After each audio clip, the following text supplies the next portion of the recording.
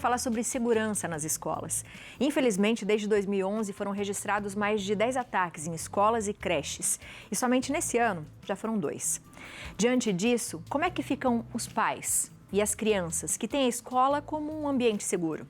Como é que fica a segurança nesses locais? Essas perguntas estão sendo debatidas entre as autoridades nas últimas semanas.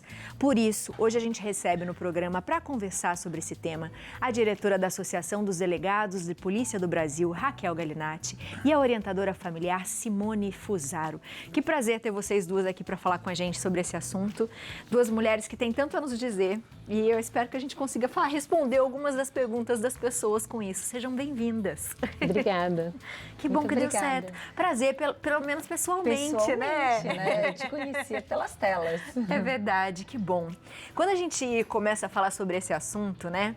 Eu acho que muitas pessoas pensaram, poxa vida, a escola, que é o lugar que a criança tem que se sentir segura. Eu acho que todo mundo começou a pensar muito nessa coisa da escola. Mas quando a gente pensa no que está acontecendo, eu acho que a gente pensa um pouquinho em casa, na família, né? E eu acho que eu queria começar perguntando isso para si. Quando a gente fala de primeira infância, quando a gente fala como a gente está ouvindo os nossos filhos, será que a gente está terceirizando a educação das crianças, né?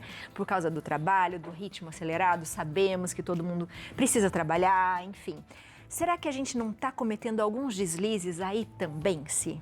Então, isso é uma coisa que eu procuro falar muito para as famílias, né? Porque a gente tem medo daquela pessoa que significa, o que representa uma ameaça para os nossos filhos.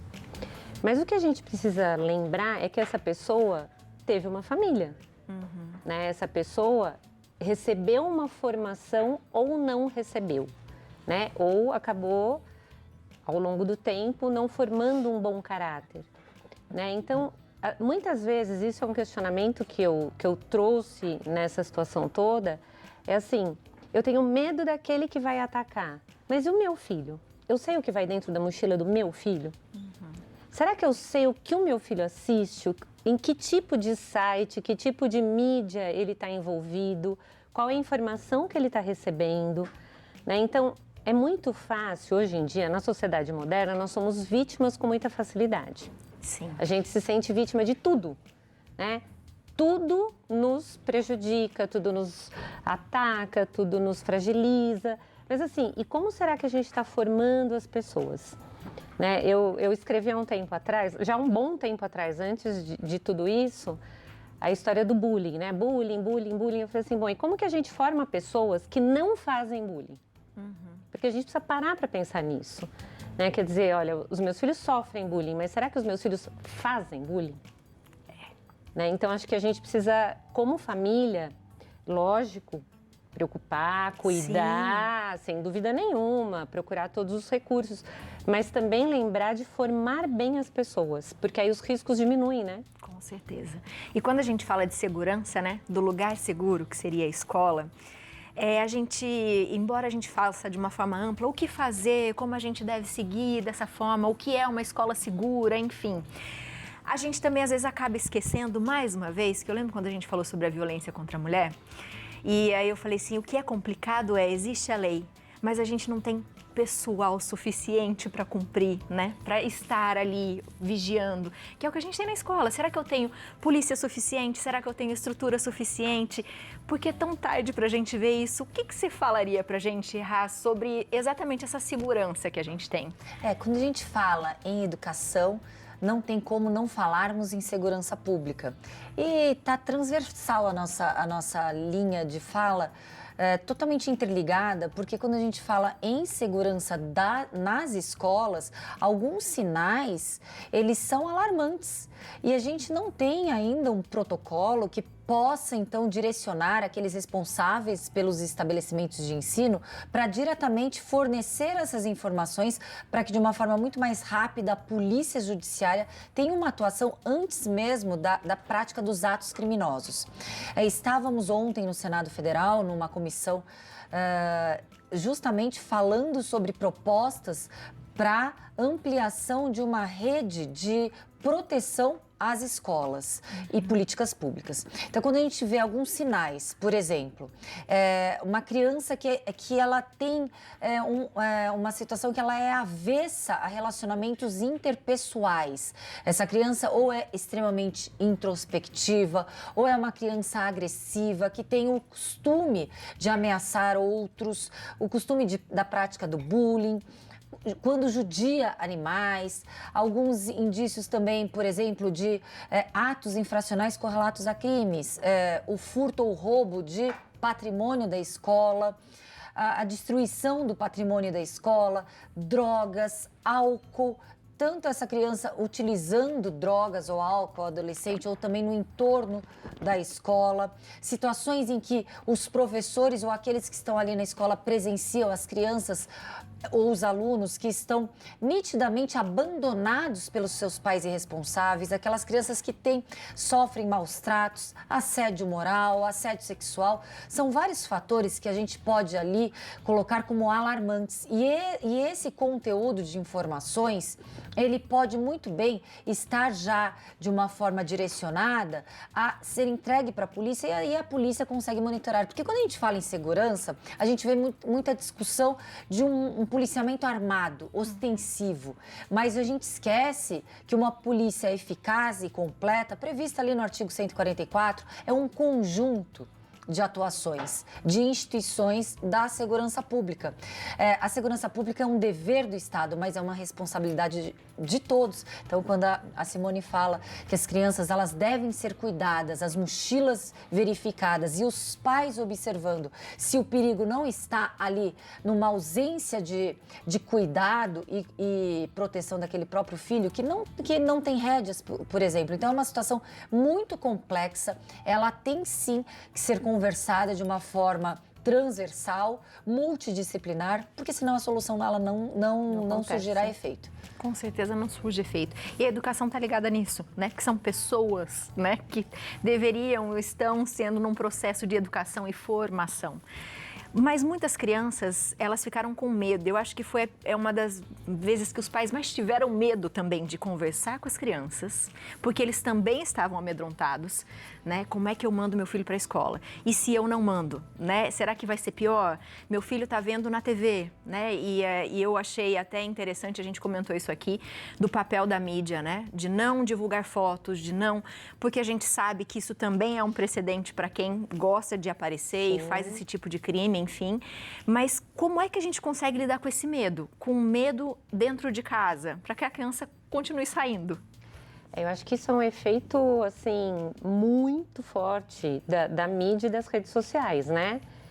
E que os pais hoje, eles têm que também buscar mais informações e mais um senso crítico diante das informações. As famílias que eu atendo, eu pude conversar com várias famílias essas 2 últimas semanas, né? Porque estava, assim, um terror sobre o dia 20, né? Então, ontem, algumas escolas de São Paulo suspenderam, não só de São Paulo, Minas Gerais, Brasil, Florianópolis, suspenderam a aula. Algumas mães super bravas porque a escola estava suspendendo a aula, e isso ia amedrontar as crianças, e é verdade, né? Algumas escolas tomaram a iniciativa de entrar em sala por sala para falar para as crianças a respeito do assunto. Então, eu fico me perguntando, né? O que nós adultos estamos pensando sobre o que significa proteger as crianças? Porque aí sim é hora de proteger as crianças. Estas informações as crianças não precisam ter, porque a criança não vai poder fazer nada nesse momento. Entende? Ela é quem de fato está vulnerável numa situação de ataque. E aí você não vai dizer para a criança que isso pode acontecer, porque, óbvio, eu tenho uma das crianças que eu conheço que simplesmente não está dormindo, né, de uma mãe que eu oriento, não está dormindo, desesperada, não quer mais ir para a escola. Então, veja, é muito complicado a gente ceder a tudo que a gente ouve, né? E eu dei uma palestra semana passada, eu falei, gente, aviões caem, né? Não caem? Vocês param de andar de avião? Agora, será que nós temos pessoas desequilibradas para atacar todas as escolas no dia 20. Então, acho que a gente também precisa pensar um pouco e olhar para a realidade e falar assim, espera um pouquinho. Porque qual é a nossa postura? Nós pais, eu sugeri para essa mãe, inclusive, ela falou, o que eu faço? Levo para a escola? Não levo? Eu falei, você leva, vai junto com ela, pede para ficar na secretaria, se for o caso, para ela entender que você está segura de levar a criança para a escola. Mas não foi necessário porque a escola suspendeu as aulas, né? E é forte isso, né? Uma amiga minha disse que o filho chegou em casa e falou, mãe, fique tranquila, porque eu e os meus amigos, na hora do intervalo, a gente já traçou uma rota de fuga, caso algo aconteça. E aí ela falou assim que ela não sabia se ela chorava, porque ela falou, gente, mas eu não cheguei a falar isso com o meu filho, né? E aí você começa a pensar na inocência da criança, o momento que era para ela estar tranquila, o que eles estão fazendo, traçando um plano por onde que eles iam fugir caso algo acontecesse. Que com certeza não vai dar certo, porque eles não têm a noção do tamanho disso, né? E quando a gente fala de proteção, Raquel, e a gente fala muito das fake news, das redes sociais, aqui mesmo no interior, chegaram a pegar algumas pessoas que estavam fazendo esse tipo de notícia. Uma delas era uma adolescente que estava junto também.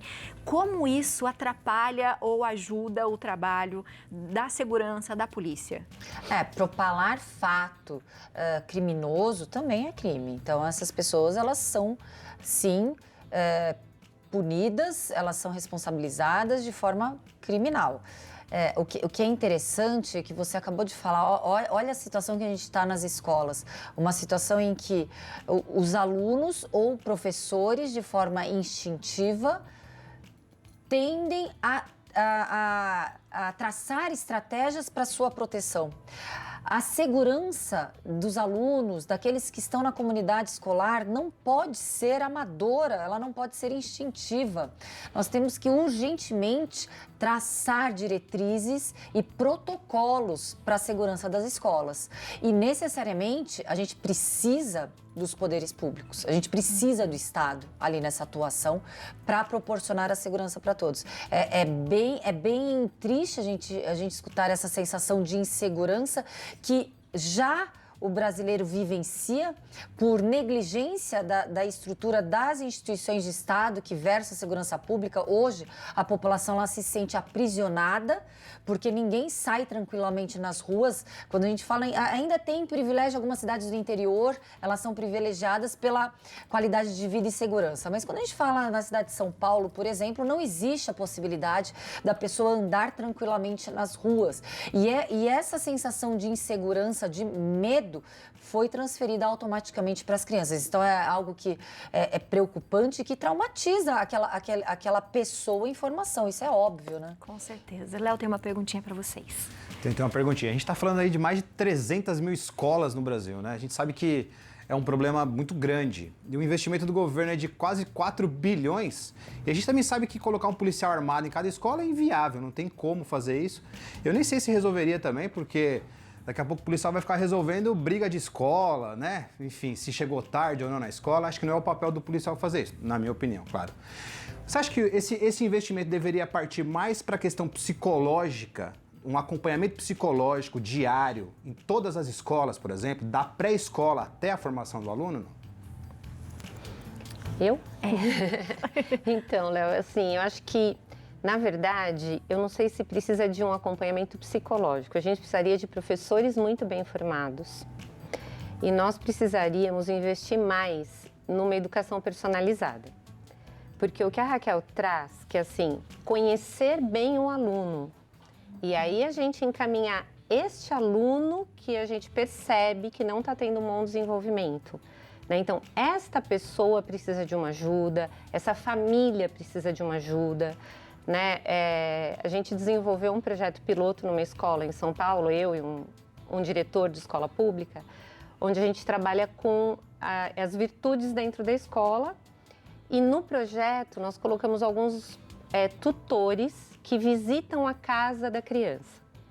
Então esses tutores visitam a casa da criança, conhecem a família, trazem para a escola algumas orientações do que trabalhar com essa criança. Então, é um projeto grande, mas a gente usou estagiários, né? Então, oferece na Universidade de Pedagogia, de Psicologia, como hora de estágio, né? E esses estagiários estão envolvidos na questão da educação, do acompanhamento.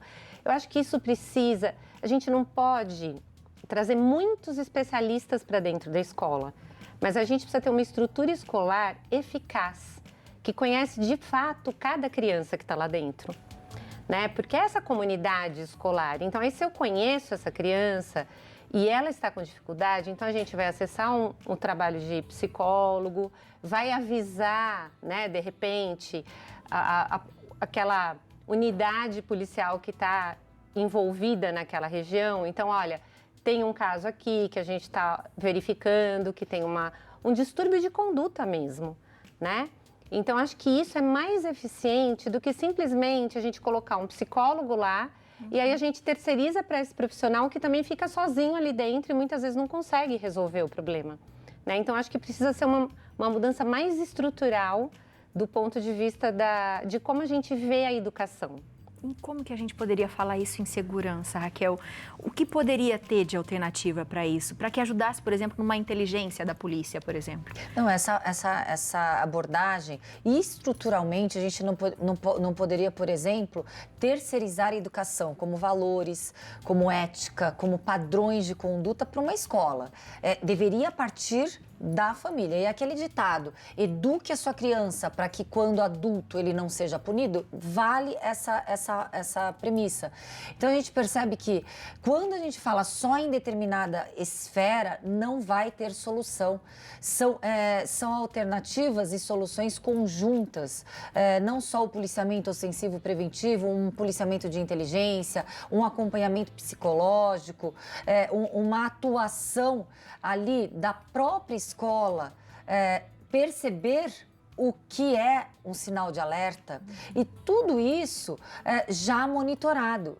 É claro que a gente não conseguiria, com um contingente deficitário de estrutura, tanto na educação como na segurança pública, dar conta de toda a situação que está ocorrendo. Então, também parte uma necessidade, uma obrigatoriedade dos governos cumprirem com as suas obrigações na contratação e estruturação tanto da segurança como da educação por completo. A gente não está na excelência das estruturas nem na educação nem na segurança. E agora, situações fatídicas, massacres, tragédias ocorrem e milagre não será feito, enquanto estivermos em estruturas deficitárias que já em situações normais já não conseguem dar uma resposta para a população. O que a gente tem que fazer? A gente precisa de obrigação dos governos em estrutura para a segurança pública, para a educação.